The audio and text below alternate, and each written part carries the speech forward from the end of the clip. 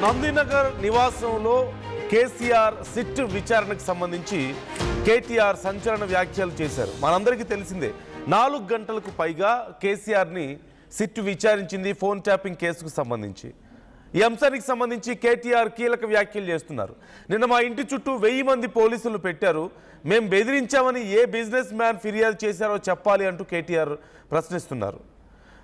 యాక్టర్లు ఎవరైనా సరే ఫోన్ ట్యాపింగ్ చేశాము మేము అని ఆరోపణలు చేశారా, ఎవరిది ట్యాప్ చేశామో చెప్పాలి అంటూ సిట్ అధికారులను అడిగానంటూ కేటీఆర్ అన్నారు.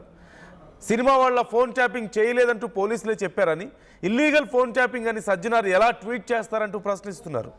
సజ్జనార్ జడ్జి కాదు, ఇప్పుడు అయ్యారేమో నాకు తెలియదు అంటూ కేటీఆర్ సెటైర్లు వేస్తున్నారు.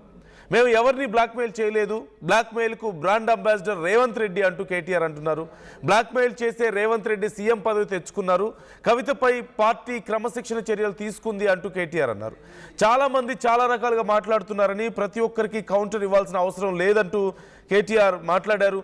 మొత్తం మీద నిన్న కేసీఆర్ మాట్లాడతారని అందరూ ఎక్స్పెక్ట్ చేశారు, కానీ లేట్ నైట్ అవడంతో కేసీఆర్ మాట్లాడలేదు.